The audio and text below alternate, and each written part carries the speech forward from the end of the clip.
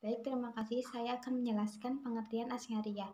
Al-Asy'ariyah adalah nama sebuah kabilah Arab terkemuka di Basrah. Nama Al-Asy'ariyah diambil dari nama Abu Al-Hasan Ali bin Ismail Al-Asy'ari yang dilahirkan di kota Basrah, Irak pada tahun 206 Hijriah atau 873 Masehi. Pada awalnya, Al-Asy'ari ini berguru kepada tokoh Mu'tazilah waktu itu yang bernama Abu Ali Al-Jubai. Dalam beberapa waktu lamanya, ia merenungkan dan mempertimbangkan antara ajaran-ajaran Mu'tazilah dengan paham ahli-ahli fikih dan hadis. Selanjutnya, Al-Asy'ari menulis tidak kurang dari 90 kitab dalam berbagai lapangan yang bisa dibaca oleh orang banyak. Dia menolak pendapat Aristoteles, golongan Jahmiyah, dan golongan Murji'ah. Akan tetapi, fokus kegiatan Al-Asy'ari adalah ditunjukkan pada orang-orang Mu'tazilah seperti Ali Al-Jubai, Abu Huzail, dan lain-lain. Teologi Asy'ariyah ini muncul karena tidak lepas dari atau malah dipicu oleh situasi sosial politik yang berkembang pada saat itu. Teologi Asy'ariyah muncul sebagai teologi tanding dari aliran Mu'tazilah yang bercorak rasional. Aliran Mu'tazilah ini mendapat tantangan keras dari golongan tradisional Islam, terutama golongan Hanbali. Terima kasih. Saya akan menjelaskan latar belakang munculnya teologi Asy'ariyah. Teologi Asy'ariyah muncul tidak lepas dari situasi politik yang berkembang pada saat itu. Teologi Asy'ariyah muncul sebagai teologi tanding dari aliran Mu'tazilah yang bercorak rasional. Aliran Mu'tazilah ini mendapat tantangan dari golongan tradisional Islam, terutama golongan Hambali. Hal ini dapat digambarkan sebagai berikut. Pertama, pada tahun 827 Masehi, Khalifah Abbasiyah Al-Ma'mun menerima doktrin Mu'tazilah secara resmi dan dilanjutkan pada pemerintahan dua khalifah setelahnya. Orang-orang yang teguh memegang tradisi, khususnya Ahmad bin Hanbal, disiksa, bahkan lebih dari itu. Orang-orang yang tidak memahami dogmatis Mu'tazilah yang cerdas atau menolak menerima mereka, dan kadang-kadang sebagian besar dianggap kafir. Serangan Mu'tazilah terhadap para fuqaha dan muhaddisin semakin gencar. Tak seorang pun pakar fikih yang populer dan pakar hadis yang mansur luput dari gempuran mereka. Serangan dalam bentuk pemikiran disertai dengan penyiksaan fisik oleh penguasa dalam bentuk suasana al-minha atau inkuisisi yang dalam sejarah Islam dikategorikan sebagai fitnah kedua atau setelah fitnah pertama dalam perang Siffin. Banyak tokoh dan ulama yang menjadi panutan umat menjadi korban gerakan mihnah, mulai dari penyiksaan fisik, pemenjaraan, bahkan sampai pada hukuman mati. Sebagai akibat dari hal itu, muncul kebencian masyarakat terhadap Mu'tazilah dan berkembang menjadi permusuhan. Masyarakat tidak senang dengan hasutan-hasutan mereka untuk melakukan minha atau inkuisi terhadap setiap imam dan ahli hadis yang bertakwa. Isu sentral yang terjadi topik mihnah waktu itu adalah tentang Al-Quran sebagai makhluk bukan kalamullah yang qadim. Keadaan berbalik setelah Al-Mutawakkil naik menduduki tahta kekhalifahan setelah kurun waktu pemerintahan Khalifah Al-Ma'mun, Al-Mu'tasim, dan Al-Wasik dari dinasti Abbasiyah pada tahun 813 sampai 847 Masehi. Paham Mu'tazilah ini mencapai pada tahun 813 sampai 847 Masehi. Paham Mu'tazilah ini mencapai puncaknya. Akhirnya Al-Mutawakkil membatalkan pemakaian aliran Mu'tazilah sebagai mazhab negara di tahun 846 Masehi, dan demikian selesailah riwayat nihmah yang ditimbulkan kaum Mu'tazilah, dan ketika itu mulalah menurun pengaruh dan arti kaum Mu'tazilah. Yang kedua, selain faktor politik, latar belakang munculnya Asy'ariyah juga dipengaruhi oleh kaum Mu'tazilah atau yang mulai redup dan cenderung ditinggalkan oleh masyarakat. Juga tidak banyak berpegang teguh pada al-sunnah atau al-hadis. Ini bukan lantaran mereka tidak percaya pada hadis Nabi dan kata-kata para sahabat, akan tetapi mereka ragu dengan originalitas sunnah, sehingga mereka dipandang sebagai golongan yang tidak berpegang teguh pada sunnah. Kemudian kelemahan Mu'tazilah pada sisi ini kemudian dimanfaatkan oleh kalangan Asy'ariyah dengan terang-terangan mengusung sunnah dan tradisi sahabat hingga menyebabkan terminologi ahli sunnah wal jamaah seperti melekat pada aliran Asy'ariyah, dan ini tentunya memunculkan dukungan dari masyarakat.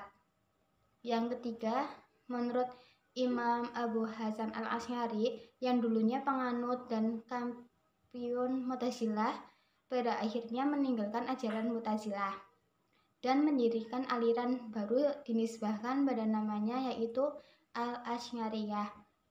Menurut Al-Subki dan Al-Asakir, seperti dikutip Harun Nasution, bahwa Abu Hasan al-Asy'ari bermimpi bertemu Nabi Muhammad SAW, dan pada mimpinya baginda Rasul mengatakan padanya untuk meninggalkan paham Mu'tazilah dan membela sunnahnya. Yang keempat, perdebatan yang terjadi antara Abu Hasan al-Asy'ari dengan gurunya Al-Jubai, yang mana dalam perdebatan tersebut gurunya tak dapat menjawab pertanyaan sang murid. Salah satunya perdebatan ini adalah perdebatan mengenai nasib anak kecil di akhirat, sebagai berikut. Assalamualaikum warahmatullahi wabarakatuh. Perkenalkan, nama saya Muhammad Rahman, akan menyampaikan materi tentang doktrin ajaran Asy'ariyah. Yang pertama adalah sifat-sifat Tuhan.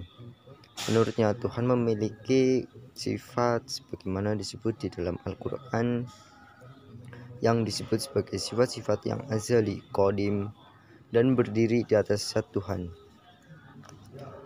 Sifat-sifat yang itu bukanlah zat Tuhan dan bukan pula lain dari zatnya, sebagai wujud yang menjadi asal muasal segala wujud. Para teolog atau mutakalimun menyebut zat Tuhan sebagai zat yang qadim. Jadi kata tersebut memberikan makna bahwa Tuhan Allah itu tidak berawal atau tidak ada awalnya. Mengapa tidak berawal atau tidak ada awalnya? Jika dikatakan bahwa Allah itu ada awalnya, maka itu artinya Allah ada berasal dari ketiadaan. Maka dari ketiadaan, dan ketika Allah ada berasal dari ketiadaan, maka ketika itu pasti wujud ada yang mengadakan. Dan jika Allah diadakan, maka sudah pasti Allah tidak lagi menjadi Tuhan. Oleh karena itu, kita meyakini bahwa Allah itu tidak berawal. Untuk kata azali sering dimaknai dengan pengertian yang sama atau bisa dikatakan dengan sinonim dari qadim, yaitu sesuatu yang tidak berawal. Ketiadaan yang dimaksud bukan berarti kita meniadakan sifat Tuhan. Yang kedua, Al-Quran adalah qadim dan bukan makhluk yang diciptakan. Sebenarnya aliran Asy'ariyah dihadapkan dengan dua pandangan yang ekstrim dalam persoalan qadim Al-Quran. Menurut pandangan Mu'tazilah yang mengatakan bahwa Al-Quran itu diciptakan oleh makhluk sehingga Al-Quran itu tidak qadim, serta pandangan mazhab Hambali menyatakan bahwa Al-Quran adalah kalam Allah. Zahiriyah bahkan berpendapat bahwa semua huruf, kata, dan bunyi Al-Quran adalah qadim. Yang ketiga adalah melihat Tuhan. Menurutnya, Tuhan dapat dilihat dengan mata manusia di akhirat nanti, namun tidak dapat digambarkan. Kemungkinan akan terjadi apabila Allah sendiri yang menyebabkan dapat dilihat, atau apabila Ia menciptakan manusia untuk melihatnya. Jadi Allah itu dapat dilihat di akhirat nanti apabila Allah menciptakan manusia dapat melihatnya dengan kasat mata, namun tidak dapat digambarkan seperti apa wujudnya. Yang keempat adalah perbuatan manusia. Menurutnya perbuatan manusia diciptakan oleh Allah, bukan diciptakan oleh manusia itu sendiri. Dengan kata lain, manusia segala perbuatannya itu dari Allah, dan manusia tidak menciptakan perbuatannya sendiri. Yang kelima, keadilan Tuhan. Menurutnya Tuhan tidak mempunyai kewajiban apapun untuk menentukan tempat manusia di akhirat, sebab semua itu merupakan kehendak mutlak Tuhan, sebab Tuhan Maha Kuasa atas segalanya. Yang keenam, Muslim yang berbuat dosa. Menurutnya yang berbuat dosa dan tidak sempat bertobat di akhir hidupnya tidaklah disebut kafir, dan orang tersebut masih tetap mukmin. Di akhirat kelak tergantung kehendak Allah, ada kalanya mendapatkan ampunan dan ada kalanya juga tidak diampuni.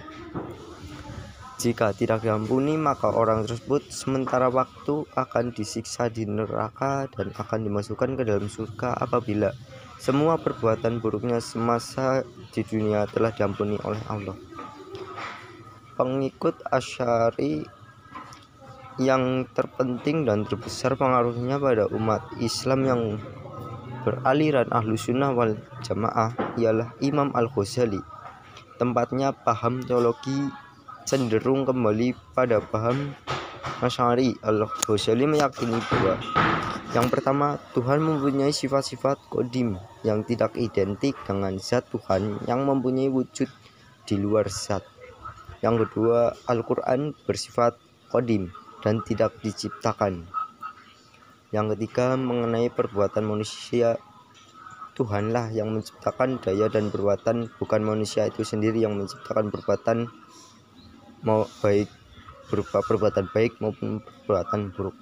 Yang keempat, Tuhan dapat dilihat karena tiap-tiap yang mempunyai wujud pasti dapat dilihat.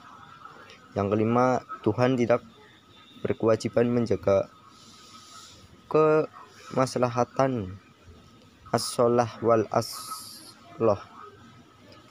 Manusia tidak wajib memberi ganjaran pada manusia, dan bahkan Tuhan boleh memberi beban yang tak dapat dipikul kepada manusia, baik itu beban yang ringan maupun berat. Manusia akan diberi cobaan sesuai dengan kehendak Allah. Sekian dari saya kembali kepada moderator. Assalamualaikum warahmatullahi wabarakatuh. Perkenalkan, nama saya Ahmad Dhani Siridana dari kelompok 4. Saya akan membawakan materi yang berjudul Perkembangan Aliran Asy'ariyah, Teologi Sya'ariyah yang kemudian menjadi bibit dalam aliran Al-Sunnah wal Jamaah. Ia kelihatannya timbul sebagai reaksi terhadap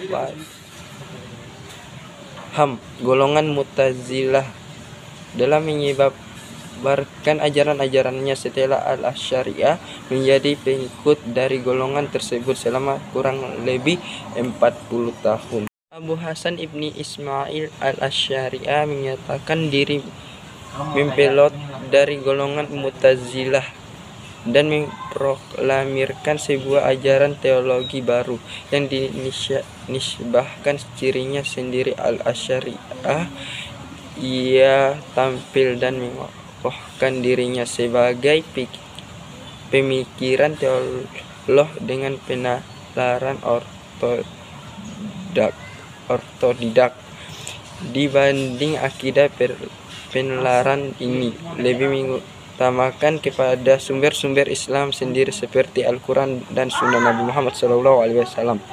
Tokoh-tokoh dan pemikirannya suatu unsur utama bagi kemajuan aliran Asy'ariyah, ya karena aliran ini mempunyai tokoh-tokoh yang kenamaan yang dapat meneruskan ajaran-ajarannya atas dasar filsafat metafisika. Tokoh-tokoh tersebut antara lain: 1. Al-Baqillani. Nama lengkapnya Abu Bakar Muhammad bin Tahib, diduga kelahiran kota Basra, tempat kelahiran gurunya yaitu Al-Asy'ariyah. Ia terkenal cerdas otaknya, simpati dan banyak jasanya dalam pembelaan agamanya. 2. Al-Jumaini. Nama lengkapnya Abu Mu'alli bin Abdillah, dilahirkan di Nashabu, Iran. Kemudian setelah besar pergi ke kota Mu'askar dan akhirnya tinggal di kota Mahdal. Kegiatan ilmiahnya meliputi usul fiqh dan teologi Islam.